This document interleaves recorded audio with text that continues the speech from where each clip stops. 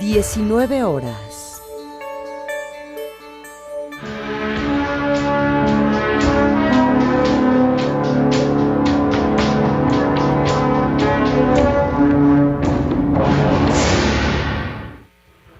Se encuentra todo dispuesto para que dé inicio la sesión ordinaria del Tribunal Constitucional de nuestro país. En este momento, damos paso. Se abre la sesión.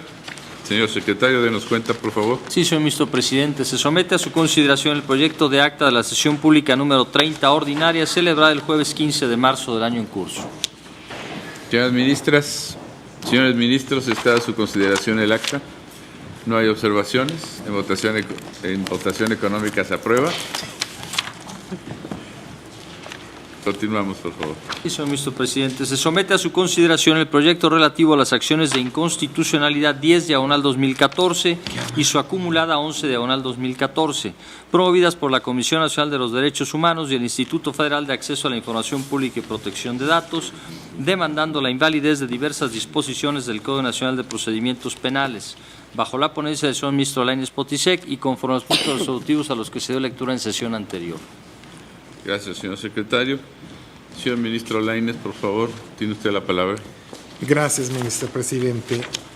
Vamos al punto número 5. El tema es geolocalización. Tanto el entonces IFAI como la Comisión Nacional de Derechos Humanos cuestionaron la constitucionalidad del artículo 303 del Código Nacional de Procedimientos Penales, que autoriza la localización geográfica en tiempo real de equipos de comunicación móvil asociados a una línea que se encuentre relacionada con los hechos que investiga el Ministerio Público. CNDH, ¿qué argumenta? 2 puntos fundamentales. Argumenta que el texto del precepto no establece que las órdenes deban ser emitidas por mandamiento escrito de autoridad competente que funde y motive la causa legal, y termina señalando textualmente que es violatorio del derecho a la privacidad y por lo tanto necesitaría control judicial. O sea, no es cualquier mandamiento, sino control judicial.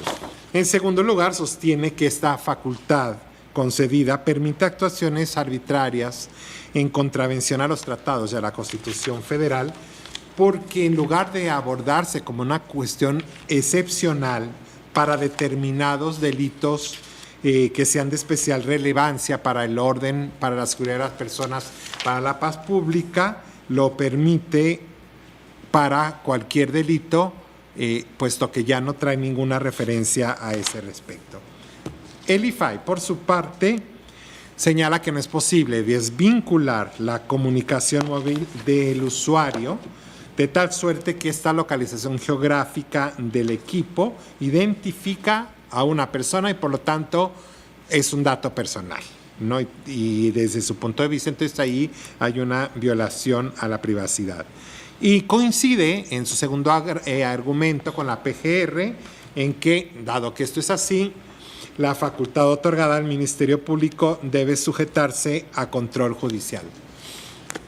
Como primer punto que es necesario aclarar, el proyecto está abordando la constitucionalidad del artículo 303 de este código, a pesar de que el mismo ya fue reformado en su totalidad en junio de 2016.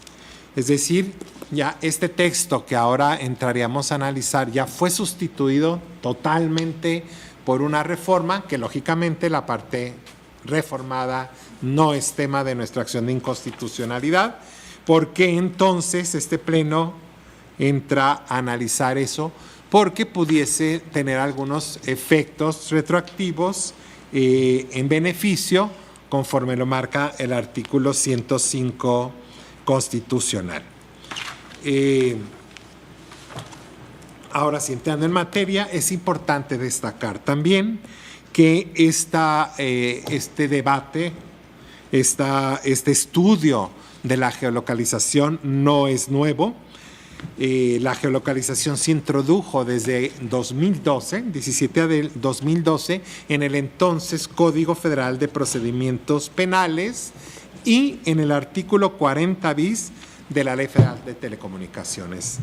En estos preceptos, o de ambos preceptos que se comunicaban o se hablaban entre sí, se establecía que esta geolocalización en tiempo real sería procedente en delitos: 1, delincuencia organizada; 2, contra la salud; 3, secuestro; 4, extorsión; y 5, amenazas. Es decir, estaba limitado a estos delitos. Estos preceptos del artículo 133 quater del entonces Código Federal fue sometido en una acción de inconstitucionalidad, la 32/2012, a consideración de este Pleno, y en el momento se resolvió la constitucionalidad de la geolocalización sin orden judicial acotada a estos delitos. Es muy relevante destacar que cuando el Pleno, desde luego vemos nuevos componentes, pero las razones, las visiones, los argumentos fueron muy ricos, muy variados, pero si yo pudiera, digamos, sintetizar, en aras de lograr un criterio mayoritario, en la sentencia se incluyeron 2 grupos de consideraciones. El primero, aquel grupo de ministros que consideraron que la medida de geolocalización no afecta a la vida privada de las personas, fundamentalmente porque es la localización en tiempo real del aparato ligado a una línea telefónica, y por lo tanto no podíamos hablar de una afectación a la vida privada. Otro segundo grupo planteaba que sí podía tener considerarse violatorio del derecho a la privacidad, pero finalmente podía encontrarse una justificación válida para ello. Por lo tanto, terminó esa discusión declarando, insisto, la constitucionalidad, pero cualquiera de las 2 posturas, no hay que olvidar que el texto que se vio era un texto del código que se hablaba con la Ley Federal de Telecomunicaciones para delitos específicamente señalados. Incluso en esta acción se hizo aún así una interpretación conforme para decir que procedería a la geolocalización cuando esté en peligro la vida de las personas o la salud o la vida de las personas, entre otras consideraciones. Así pues, ¿qué es lo que propone el proyecto?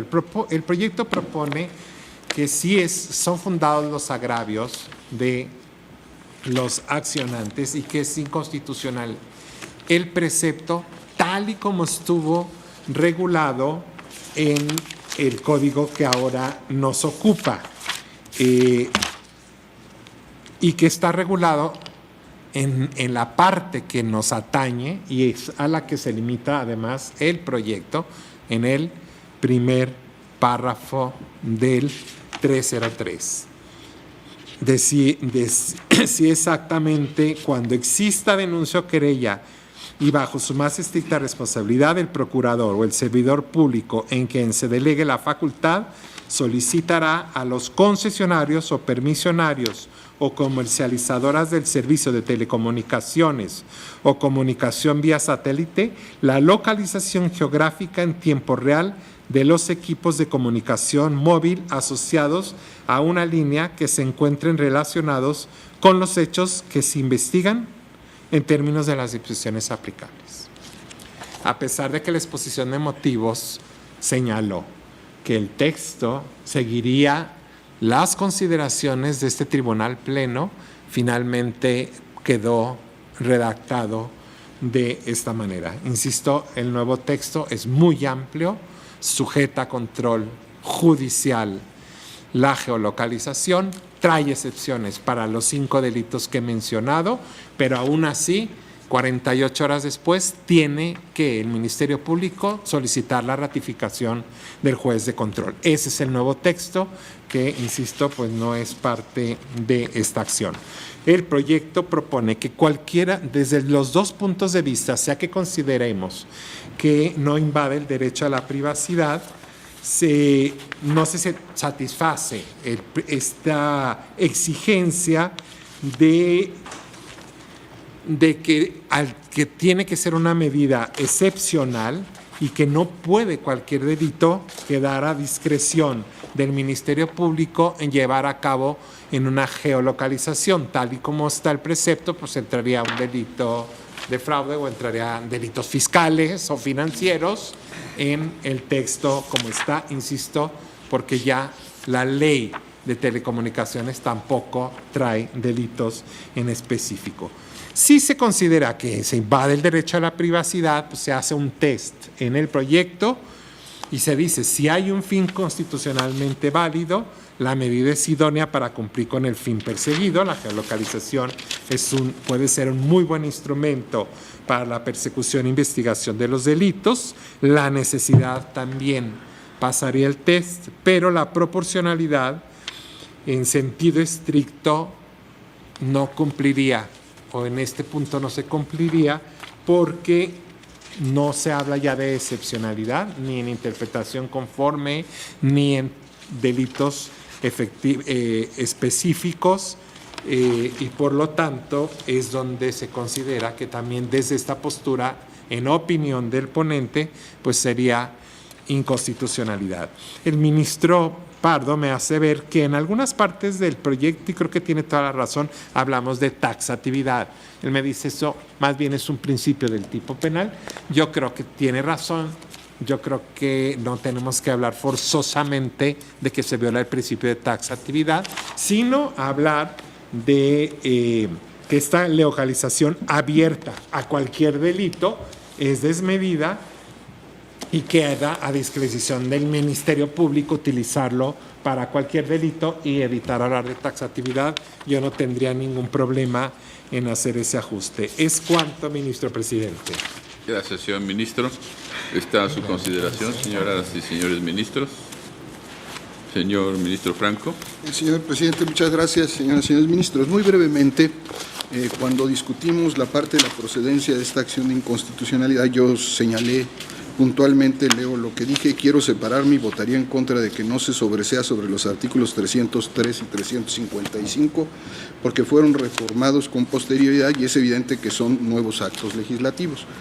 Entiendo que está construido conforme al criterio de la mayoría y así lo respeto, pero no he compartido ese criterio aún en materia penal. Yo reitero este criterio acá y además yo voté por la validez anteriormente y precisamente, como lo señaló el ministro Lainez, pronunciándome porque no se afectaba el derecho de los partidos en esos casos concretos. Consecuentemente, yo estaré de acuerdo con el proyecto, digo, en contra del proyecto, perdón. Gracias, señor ministro. Señor ministro Cosío. Gracias, señor presidente. La situación sobre si este artículo puede analizarse o no es, en mi caso, es semejante a la que acaba de plantear el señor ministro Franco. Sin embargo, me parece que obligado por la condición mayoritaria y teniendo nosotros que generar 8 votos al menos para declarar la invalidez, yo me someteré a la condición mayoritaria y votaré con el proyecto. Así lo hice en la acción de inconstitucionalidad 32/2012. El punto de partida es, no puede analizarse este tema desde el punto de vista de las facultades de la autoridad, sino desde el punto de vista del derecho humano de que gozan los habitantes del territorio nacional, y por ello coincidiré con el proyecto, pero me reservaré un voto concurrente para poder explicitar estas condiciones. Gracias, señor presidente. Gracias, señor ministro. Señor ministro Pérez Dayán. Gracias, señor ministro presidente. Exactamente el texto que ahora tenemos en la parte que ha sido cuestionada fue precisamente coincidente con la disposición que en su momento rigió la Ley Federal de Telecomunicaciones y Radiodifusión, muy en lo particular, el artículo 190, fracción primera. El cuestionamiento en la segunda sala, a través del amparo en revisión 964 de 2015, precisamente era sustentado en 2 ejes básicos: la privacidad, que se veía alterada bajo la figura de la geolocalización, y más en lo particular el cuestionamiento de los datos estructurados. En aquella ocasión, la segunda sala, considerando la importancia de la figura y muy en lo particular que con ella puede salvaguardarse la integridad e incluso la vida de las personas, llegó a una interpretación conforme a efecto de poder establecer de manera muy similar a como ahora ya lo hace el Código Nacional de Procedimientos Penales con su última reforma, a estimar que en determinadas circunstancias y precisamente cuando estos valores supremos, la vida y la integridad de las personas en delitos de alto impacto como lo son el secuestro, la extorsión o cualquiera de ellos similares, generaba la posibilidad de que la geolocalización en tiempo real para poder alcanzar el objetivo de una autoridad investigadora y prevenir y perseguir el delito, daba la oportunidad de que esta figura se ejerciera de manera directa, dadas las circunstancias en las que se presentara cada caso. Esto es, la autoridad administrativa tenía la posibilidad, de acuerdo en lo establecido en el artículo 190, fracción primera de la ley que me he referido, a que por la velocidad con la que se debe obtener una respuesta, la necesidad urgente y la inminente posibilidad para actuar, esta podría desahogarse en tal forma.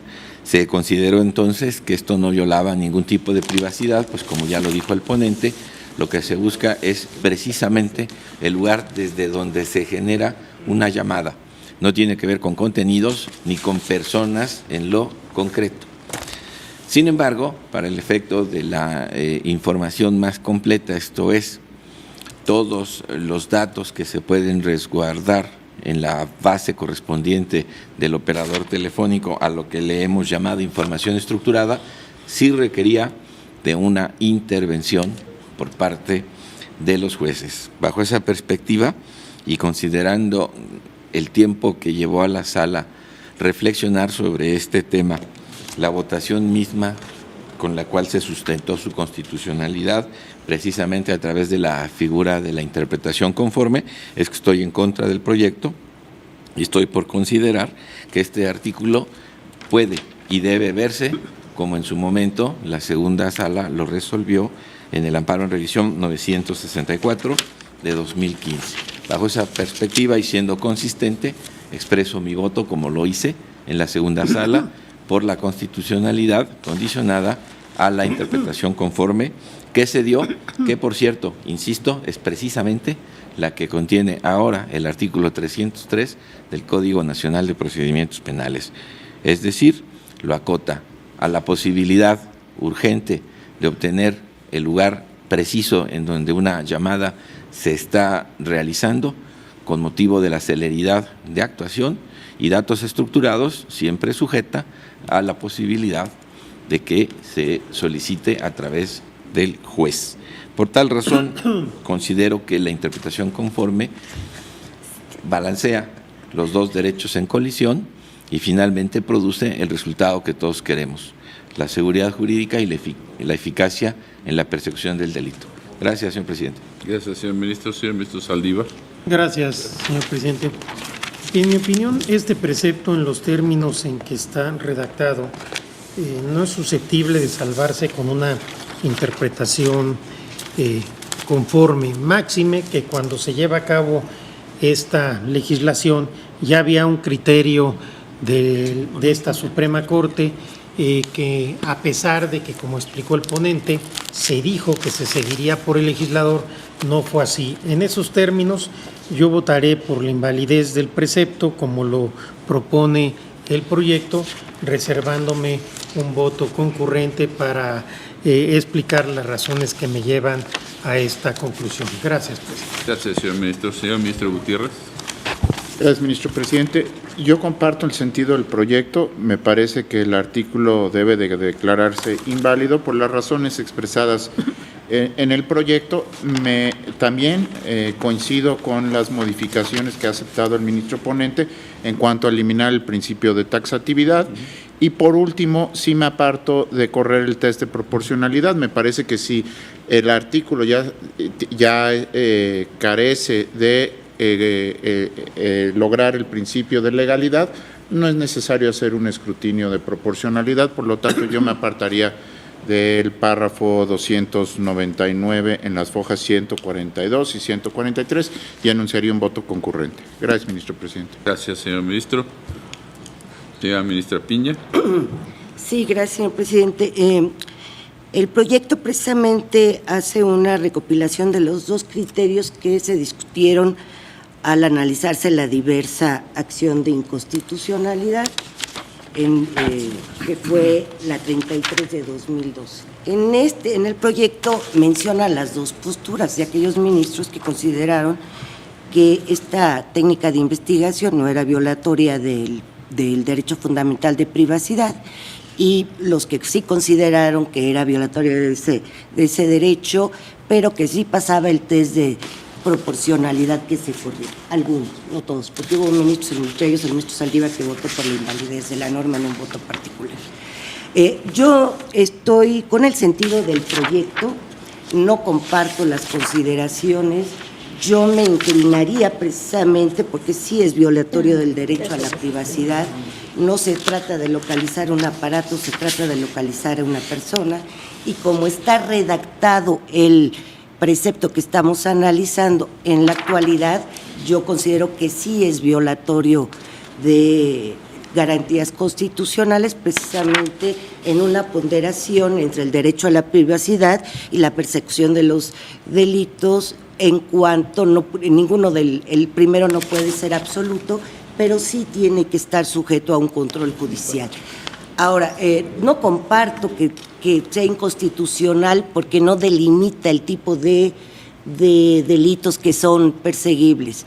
Si nosotros analizamos ahora el texto actual del artículo reformado en 2016, en este sí ya el legislador tomó en cuenta exactamente los votos particulares y concurrentes que fueron formulados por los ministros, estableciendo no solo qué delitos, que se tratara únicamente de delitos graves, sino en función del propio objeto de la geolocalización.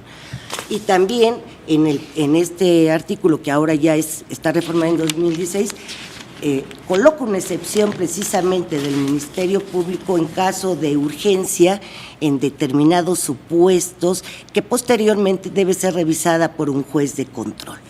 Entonces, yo estoy con el sentido del proyecto, apartándome de las consideraciones. Gracias, señora ministra. ¿Alguien más? Ya nos minoritaron. ¿No hay más? Señora ministra Luna. Gracias, señor presidente. Como lo han mencionado la señora ministra y los señores ministros que me han precedido en el uso de la palabra, este asunto está tomando en consideración el precedente que se resolvió en este pleno en la acción de inconstitucionalidad 32/2012, de la que yo fui ponente. Efectivamente, como lo mencionan, hay los dos criterios que se manifestaron en dos bloques por los señores ministros, que uno fue en el sentido de que la medida no afectaba la vida privada de las personas, y en el otro caso, el otro bloque fue sí afecta la vida privada de las personas, pero de acuerdo a los delitos de que se trata, se justifica. Y por esa razón, se trató de establecer un criterio pues más o menos uniforme, porque al final de cuentas quizás unos más, unos menos, pero se había entendido que sí se justificaba la geolocalización. En lo que a mí corresponde, desde entonces yo externé mi opinión en el sentido de que para mí no es una violación al derecho a la intimidad, y esto también lo retomamos con posterioridad en la segunda sala, en el asunto que ya señaló el señor ministro Pérez Dayán. Para mí nunca ha sido una situación que invada la intimidad de las personas. ¿Por qué? Porque lo que siempre se ha establecido a través de la geolocalización es únicamente la orden de ubicar un aparato que eventualmente pues no camina solo, desde luego que está con una persona, pero la localización de la persona es con motivo de la comisión de un delito. Y en la comisión de ese delito, pues finalmente se está haciendo para esa localización, pues uso de los medios electrónicos de que se disponen precisamente para llevar a cabo esa localización. ¿Cuándo se considera que sí puede haber una invasión a la intimidad? Cuando lo que se pretende es escuchar lo que las personas están conversando. Y para eso, desde la primera ocasión, mencionamos que en este caso sí tendríamos que estar en presencia de una solicitud de autorización por autoridad competente para poder intervenir comunicaciones, que se trata de una situación totalmente diferente. Y que en este caso lo único que se estaba determinando era la ubicación en tiempo real de un aparato que de alguna manera estaba relacionado con la comisión de un delito. Es cierto que en ese entonces estaba referido por el propio Código de Procedimientos exclusivamente a determinados delitos, que por esa razón quienes consideraban que sí había violación a la intimidad, en este caso justificaban que se diera esa posibilidad. ¿Por qué? Por la naturaleza de los delitos, pues que era secuestro, extorsión, delitos pues que implican en un momento dado una geolocalización inmediata, porque de alguna manera pone en peligro incluso la vida, la seguridad de las personas. Yo me quedé en la parte más amplia. Para mí no hay ninguna situación que violente la intimidad de las personas. Para mí es únicamente la geolocalización como parte de una investigación en donde ese aparato está ligado a un problema delictivo, y que en la investigación se deslindarán las responsabilidades correspondientes a quien correspondía, si era o no dueño, si fue robado, si fue de la víctima, de quién era ese teléfono, y finalmente en qué lugar estaba la persona. En este caso concreto, pues se está refiriendo precisamente a la persona que cometió el delito. Entonces, en mi opinión, con mayor razón se da la posibilidad de utilizar esta técnica, sobre todo porque yo parto de la idea de que no se está tomando en consideración una situación de invadir la privacidad, pero a lo mejor yo voy un poco más allá. Porque a mí me parece que no es un método que deba establecerse exclusivamente para determinados delitos. En aquella ocasión se determinó para esos delitos porque el código así lo establecía. Pero si es un método de investigación que hace uso de medios tecnológicos para poder llegar al esclarecimiento de la verdad, pues en mi opinión no hay mayor problema para aceptarlo, sin importar el tipo de delito, siempre y cuando no se invada la privacidad. Y la privacidad es escuchar conversaciones. Pero si lo que se pretende es la localización de la persona que hizo uso de ese teléfono, bueno, pues yo no le veo realmente ahí ningún problema de violación. Sobre todo que al final de cuentas es para mí un medio tecnológico, como lo es una cámara que reporta en algún momento dado, o una acción específica en particular que da la posibilidad de identificar a quienes están cometiendo el delito, o las placas quedan grabadas del vehículo que cometió algún ilícito, y bueno, a través de eso se llega a la conclusión de que quién era el dueño del vehículo, si él lo venía manejando, si estaba robado, si no. Entonces, simple y sencillamente para mí es un medio tecnológico que nos lleva a la investigación, constituye el hilo conductor para llevar a cabo una investigación, como puede suceder cualquier otra cosa, huellas digitales, cualquier otra situación. Entonces, por esa razón, yo respetuosamente sí me aparto de lo que el proyecto está señalando en este sentido y votaré en contra. Gracias, señor presidente. Gracias, señora ministra. ¿Alguien más? ¿Nadie más, señores ministros? Pasaré. Señor ministro Pardo. Gracias, señor presidente. Haciendo una revisión del precedente que se cita en este asunto, en donde se estableció la constitucionalidad de esta misma medida, aunque en una disposición diferente. Ya se ha dicho aquí, se dividieron mucho las opiniones. Para algunos compañeros y compañeras, pues la medida de la geolocalización afectaba de manera directa el derecho a la privacidad, y para otros estimamos que no se daba esa circunstancia, porque solo se trataba, como ya se ha dicho también aquí, de localizar un aparato telefónico, y esta acción por sí misma es de gran valor cuando se está haciendo una investigación, se está llevando a cabo una investigación de algún hecho delictivo. Yo no comparto la línea argumentativa del proyecto en el sentido de que como antes estaba limitado a 5 delitos y ahora ya no, por ese solo hecho es inconstitucional la medida. Sin embargo, creo que como está regulada en el precepto que estamos analizando, sí se dejó totalmente abierta.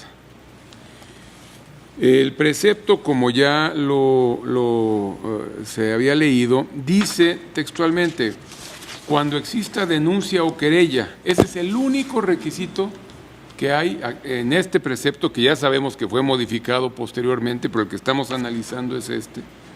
El único requisito es que exista denuncia o querella. Y continúa, y bajo su más estricta responsabilidad, el procurador o el servidor público en quien se delegue la facultad solicitará a los concesionarios o permisionarios o comercializadores del servicio de telecomunicaciones o comunicación vía satélite la localización geográfica en tiempo real de los equipos de comunicación móvil asociados a una línea que se encuentren relacionados con los hechos que se investigan en términos de las disposiciones aplicables. Me parece que esta redacción sí es demasiado amplia. Y tan solo requerir el que exista denuncia o querella, también me parece que deja a discreción de la autoridad investigadora el uso de esta facultad de geolocalización que, pues, de alguna manera se ha cuestionado que es violatoria de derechos sustantivos. Tan es así, en fin, y también como decía el ministro Lainez, en la exposición de motivos de esta disposición, se dijo, estamos atendiendo a la resolución de la Suprema Corte de Justicia de la Nación, que dijo que esta medida era constitucional bajo estas circunstancias. Pero lo curioso del caso es que no recogió ninguna de esas circunstancias. Solamente lo puso al final de la redacción de este párrafo, donde puso en términos de las disposiciones aplicables. Y entonces en la exposición de motivos dice, eso que dijimos de en términos de las disposiciones aplicables es que nos tenemos que referir al Código Federal de Procedimientos Penales, que con la expedición del Código Nacional quedaba abrogado, o a la Ley Federal de Telecomunicaciones, la cual pues también poco tiempo después fue modificada. Entonces, esta relación que se hace a los requisitos que estaban previstos en otras leyes queda sin materia. En fin, yo también creo que es muy amplia la autorización en estos términos, y tan es así que ya lo vimos, que en la modificación, pues ahora sí se hicieron cargo de los elementos que estableció esta Suprema Corte en aquel precedente 32 de 2012. Ahora, yo no creo que con el texto actual se limite solamente a esos 5 delitos, porque la redacción del texto actual ya modificado dice, excepcionalmente, cuando esté en peligro la integridad física o la vida de una persona, ese es un primer requisito, o se encuentre en riesgo el objeto del delito, esas son 2 hipótesis principales en las cuales podría llevarse a cabo la geolocalización sin autorización judicial. Y agrega, así como en hechos relacionados, y aquí ya vienen los delitos, con privación ilegal de la libertad, secuestro, extorsión o delincuencia organizada. También no es la misma lista de delitos que había antes, porque antes estaban incluidas las amenazas y ahora ya la eliminaron. Entonces, creo yo que más que buscar un catálogo delimitado de delitos, es establecer cuáles son las circunstancias que en un momento dado justifican hacer uso de esta medida. Y las circunstancias creo que son las primeras, que esté en peligro la integridad física o la vida de una persona o se encuentra en riesgo el objeto del delito. Yo con esta premisa me parece que establece un campo de aplicación adecuado para la medida y bueno, como no lo tiene el precepto que estamos analizando, que es anterior a su reforma, pues yo también coincidiría con la invalidez que propone el proyecto, insisto, por razones distintas, no solo porque no se hace referencia al catálogo ya establecido, sino porque no da ninguna referencia, ningún elemento para poder controlar la discrecionalidad que se le da a la autoridad ministerial para el uso de esta medida.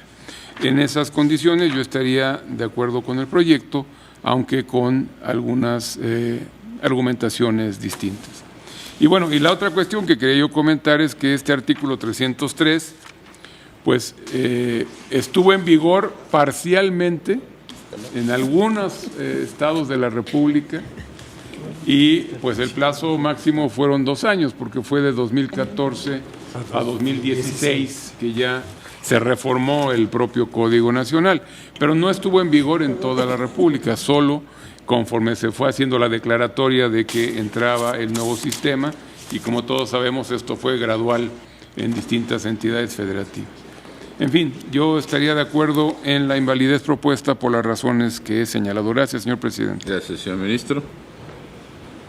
¿Nadie más? Señores ministros.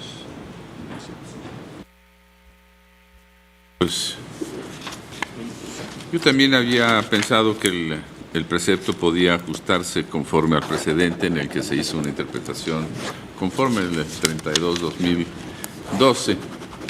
Es cierto, como dice la ministra Luna, en realidad estábamos localizando un aparato y no interviniendo ni en sus conversaciones ni en nada.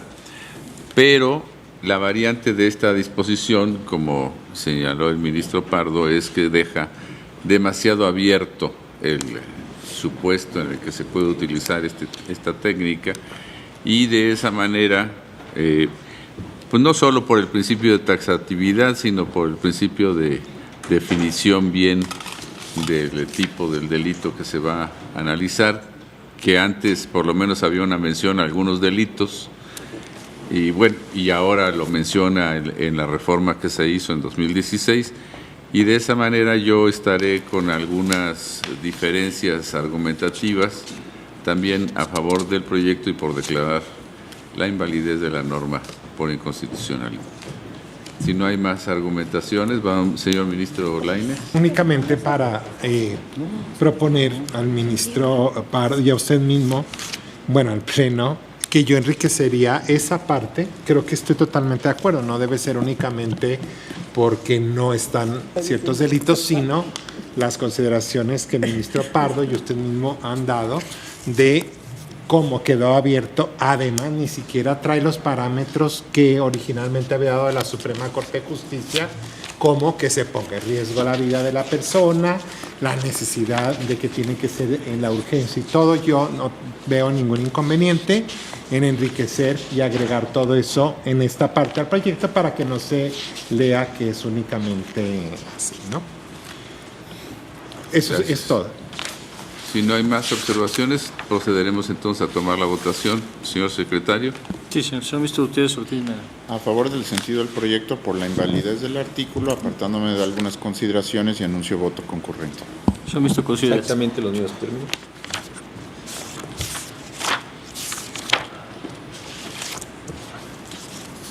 Señor ministro Una Ramos. ¿En contra? Señor ministro Franco González. En contra. Señor Saldívar. En los términos del ministro Gutiérrez.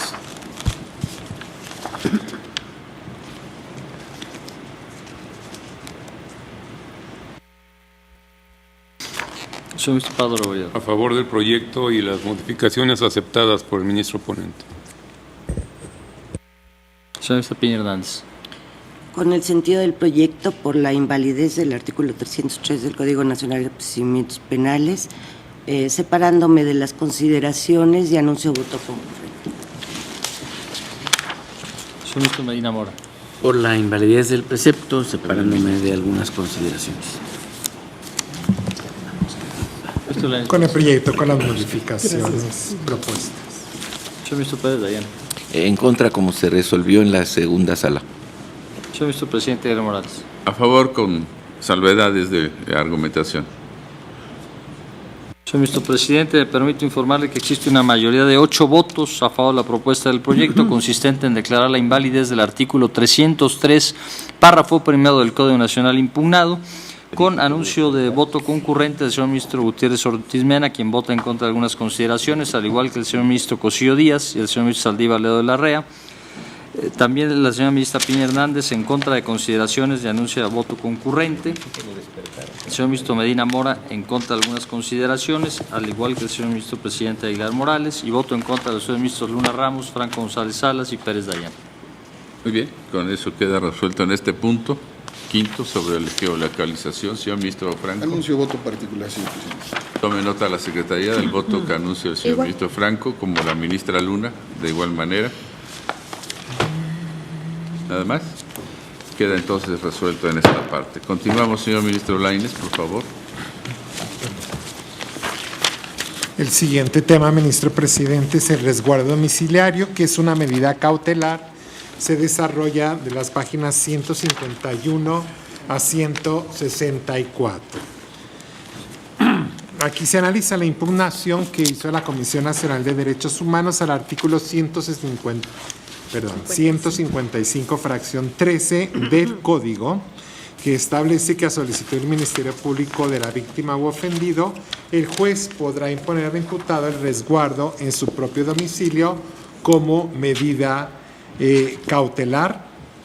Los argumentos de la Comisión Nacional de Derechos Humanos es que la medida viola diversos preceptos constitucionales y convencionales, puesto que aunque se trata de una medida cautelar, que es el juez el que la decreta, implica una restricción a la libertad y esto solamente puede estar en la Constitución, este tipo de medidas. Considera que puede ser que debe considerarse como una pena inusitada y la asemeja al arraigo, porque no solo restringe la libertad personal, sino vulnera el principio de presunción de inocencia, entre otros argumentos. El proyecto propone declarar la constitucionalidad, es decir, propone que son infundados los argumentos que hace valer la accionante. Y voy a ser muy breve, ministro presidente, porque recordar a este tribunal en pleno que esta medida casi idéntica está plasmada en la Ley de Justicia para Adolescentes. Esa Ley de Justicia para Adolescentes que analizamos en la acción de inconstitucionalidad 60-2016 apenas el año pasado, fue objeto de un amplísimo, muy vasto y muy rico debate, ahora sí con todos los integrantes actuales del Pleno. Insisto, está redactada en términos, yo diría, casi idénticos.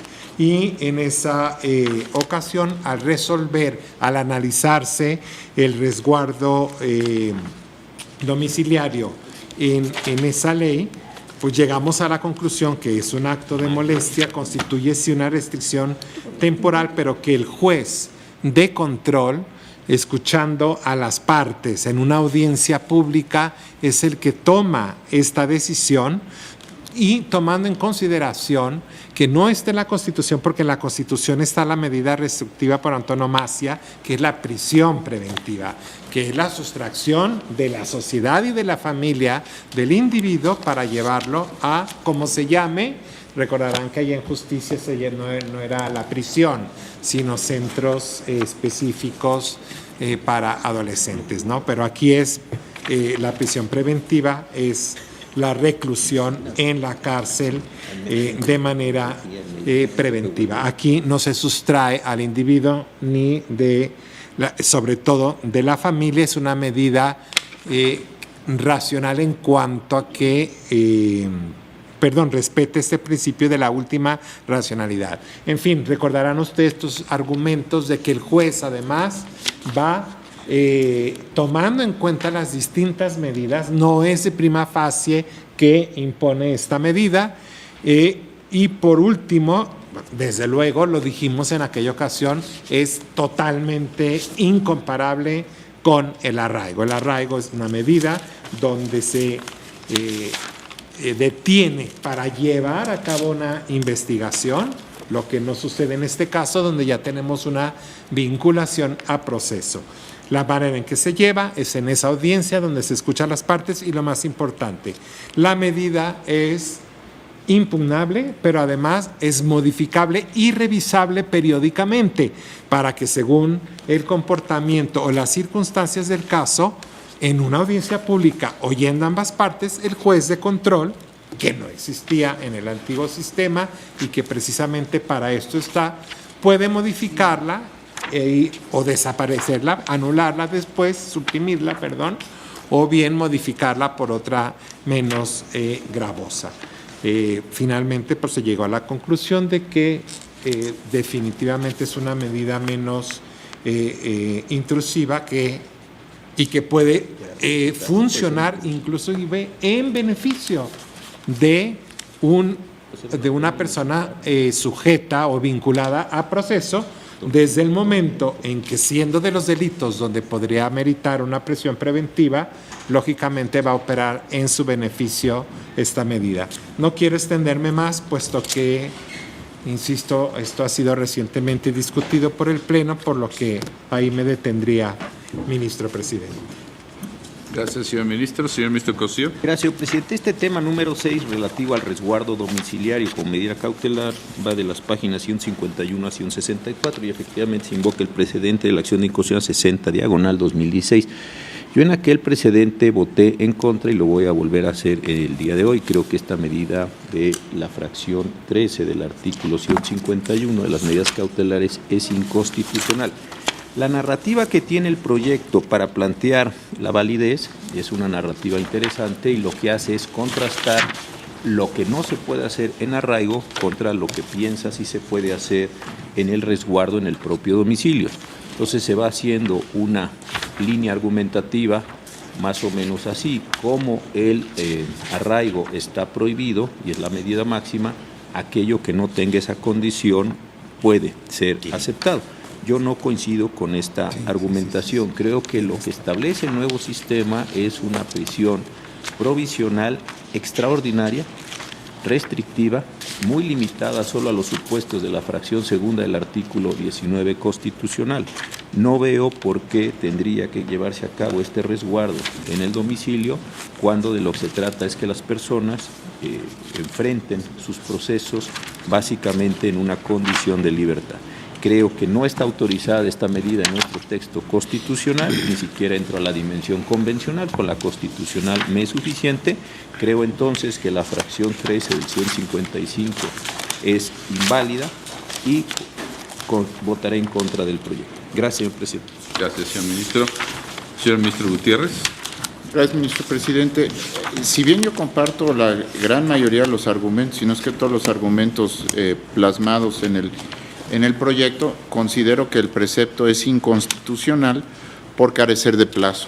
Desde mi punto de vista, siempre que exista una restricción de ambulatoria a la libertad de las personas, sí es un requisito constitucional por seguridad jurídica que se establezca un plazo de cuánto tiempo va a durar como máximo una medida de este tipo. Al carecer el plazo, me parece que por seguridad jurídica la norma es inconstitucional. Gracias, ministro presidente. Gracias, señor ministro. Señor ministro Saldívar. Gracias, señor presidente. Yo estimo que este asunto no puede verse simplemente sobre la lógica de que, como ya se votó el asunto de justicia para adolescentes en un sentido, en automático se tiene que votar en ese sentido. El parámetro de validez constitucional de los asuntos eran diferentes. En aquel asunto era el artículo 18, que tiene norma expresa para justicia para adolescentes, y aquí es el artículo 19 constitucional. Me parece que sería viable haber votado, como yo voté, por la invalidez del otro precepto y no obstante votar por la validez de este. A pesar de ello, me confirmo también en la invalidez de este precepto, porque estimo que efectivamente la prisión preventiva es ya una medida extraordinaria en el nuevo sistema penal acusatorio, y este precepto que pretende extender a una privación de la libertad, aunque sea en el domicilio, a las personas que están sujetas a alguna parte del procedimiento penal, me parece que no solo es inconstitucional por violentar el artículo 19, sino también es inconstitucional por ser inconvencional. Creo que cuando se habla de prisión preventiva, esta es excepcional, y esta prisión preventiva excepcional es la única forma por la cual una persona puede estar privada de su libertad. Aquí se dice: a solicitud del Ministerio Público en el artículo impugnado o de la víctima o ofendido, el juez podrá imponer al imputado una o varias de las siguientes medidas cautelares: el resguardo en su propio domicilio con las modalidades que el juez disponga, y dicen que no podrán ser tomadas como medio por obtener reconocimiento de culpabilidad o como una sanción penal anticipada. Pues esto suena muy bien, pero lo cierto es que cuando una persona que es inocente porque no se le ha probado su culpabilidad y no se encuentra en los supuestos excepcionales en los cuales su libertad ambulatoria se puede estar restringida, como casos, reitero, que deben ser extraordinarios, que no debe ser la regla general como el sistema anterior, en que prácticamente cualquier delito era grave y cualquier persona puede pasar años en prisión sin que se le demuestre su culpabilidad y en ocasiones sin que se dicte ni siquiera sentencia de primera instancia. Me parece que el sistema penal acusatorio tiene una lógica diferente. Y si nosotros empezamos a hacer excepciones y a establecer una especie de arraigos que no son arraigo, pero de todas maneras la persona está privada de su libertad, creo que no es la lógica ni la teleología del nuevo sistema. Y se puede decir, es que a las personas les conviene porque es una medida menos gravosa que la prisión preventiva. Yo lo que digo es, a las personas no les conviene porque si no están en los supuestos de prisión preventiva, no deben de estar privados de su libertad, aunque sea en su domicilio. Entonces, me parece que estas normas constitucionales deben ser interpretadas siempre pro persone y en la forma que mejor beneficia a la persona que va a estar sujeta a estas medidas y a estos procedimientos.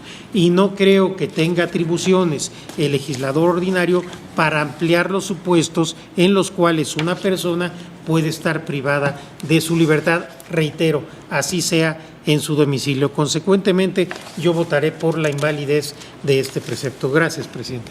Gracias, señor ministro. Señora ministra Piña. Sí, yo no comparto tampoco el sentido del proyecto por lo siguiente. Debo enfatizar que el proyecto se apoya en dos premisas.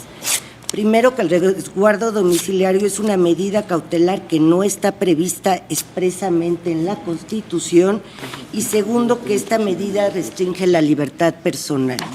Yo me adhiero a estas premisas, pero no a la conclusión del proyecto, en el sentido de que esa medida es constitucional porque es menos lesiva que la prisión preventiva que está expresamente prevista en el artículo 19 constitucional.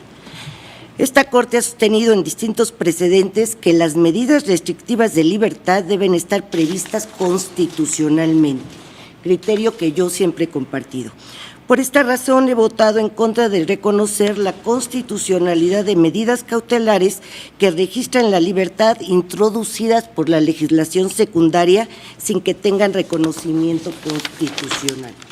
A mi juicio, es una exigencia constitucional el que las medidas cautelares que restringen la libertad estén expresamente previstas en la Constitución. Esta exigencia, por lo tanto, excluye la posibilidad de que se validen medidas cautelares que restrinjan la libertad no previstas expresamente, aunque pudiera parecer menos lesivas que la prisión preventiva. La razón es que, dada la gravedad de la afectación al derecho a la libertad que representan esas medidas y la imposibilidad de restituir la libertad afectada en caso de absolución, el constituyente, a mi juicio, ha determinado específicamente los casos y los motivos en los que puede afectarse con la finalidad de excluir la posibilidad de restringir la libertad en cualquier otro caso no previsto. De esta manera, de otra manera, la libertad personal estaría en peligro por medidas previstas en la legislación ordinaria con grados de intensidad que pueden ser considerables. Por estas razones, yo también estaría en contra del proyecto y por la invalidez de la norma cuestionada. Señor ministro Medina Mora. Muchas gracias, señor presidente. Yo, por el contrario, comparto el sentido y las consideraciones del proyecto de la misma manera en la cual abordamos este tema en la legislación para adolescentes. Me parece que el resguardo domiciliario no se encuentra sujeto al derecho de audiencia porque no es un acto privativo, es una determinación procesal cautelar de carácter temporal y accesoria al juicio penal que no tiene como finalidad la imposición de un castigo o la privación de un derecho. El resguardo domiciliario durante el proceso penal no es equiparable al arraigo, pues no resulta aplicable en el periodo de averiguación previa, sino a partir del momento en que se haya realizado la imputación o vinculación a proceso. Es una medida por consecuencia que solo puede ser dictada dentro del proceso penal.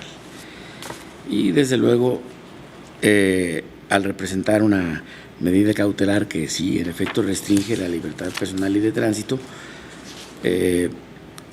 puede cobrar vigencia a efecto de garantizar que el imputado comparezca al juicio, que se proteja a la víctima o los testigos o la comunidad, así como cuando el imputado está siendo procesado o haya sido sentenciado previamente por la comisión de un delito doloso.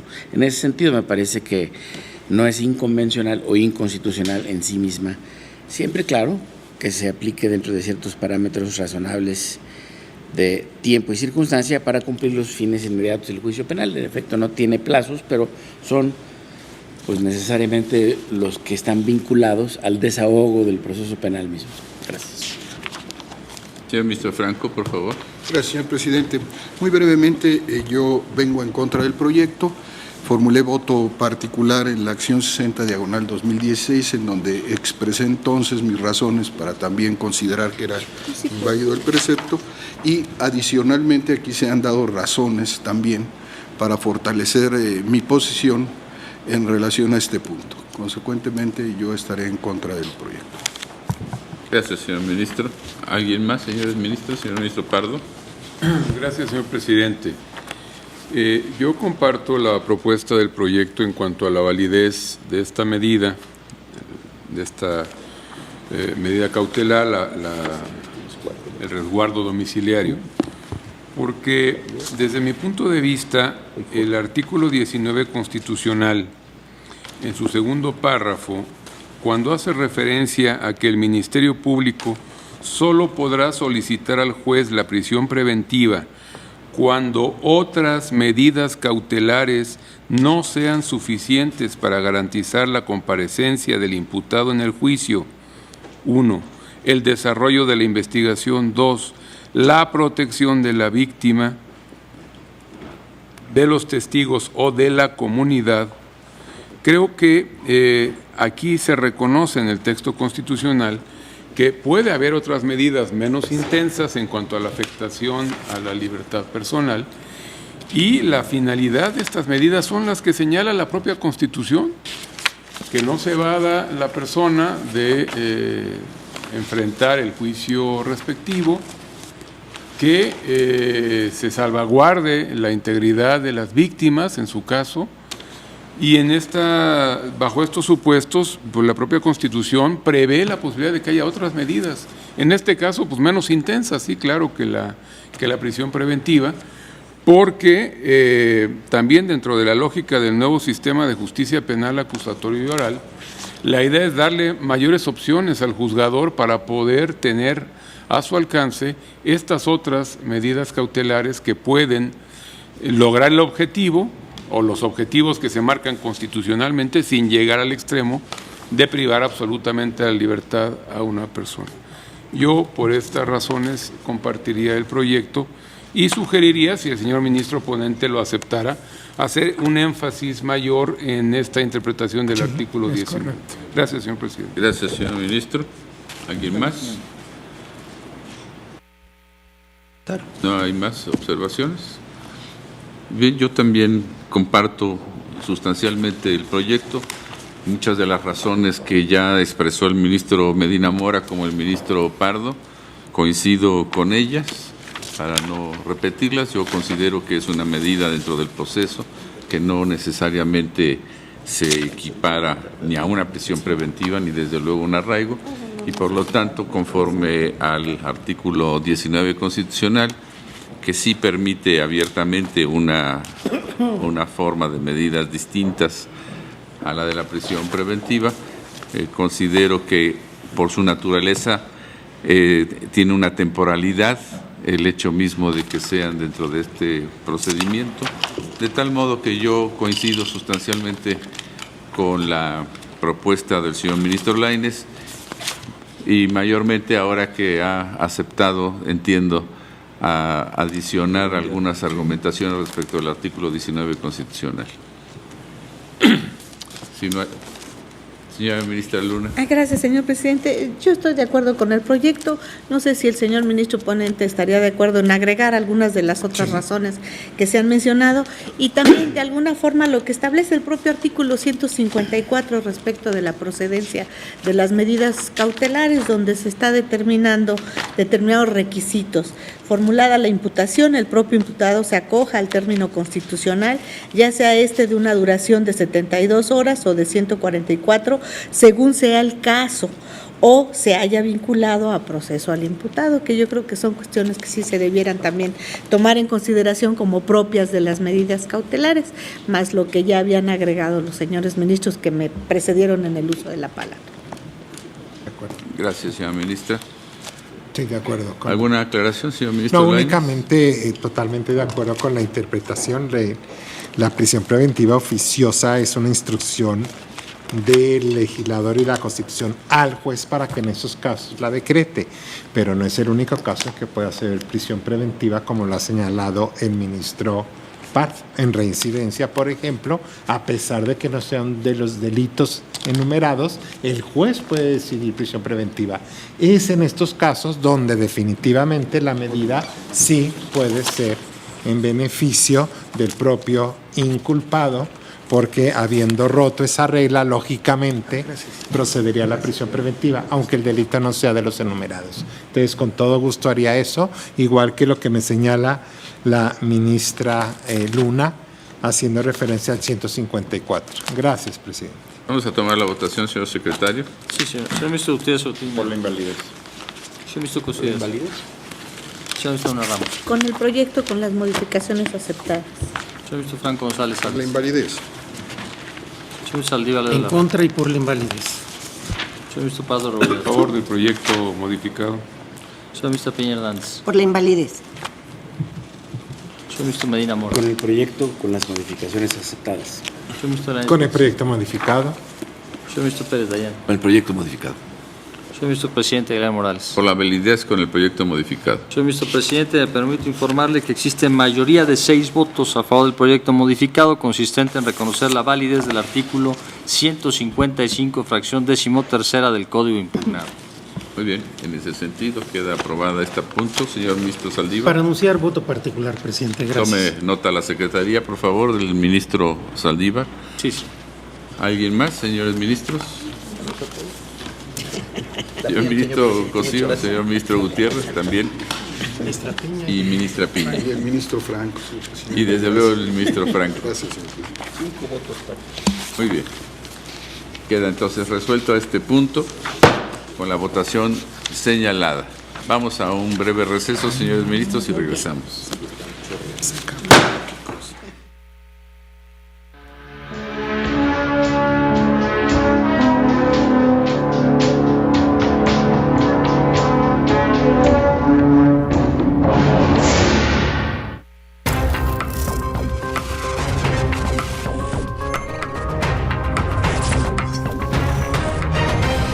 ¿Qué tal? ¿Cómo le va? Es un gusto saludarle. Muchas gracias por estar con nosotros. Bienvenido a este espacio de noticias. El primer tribunal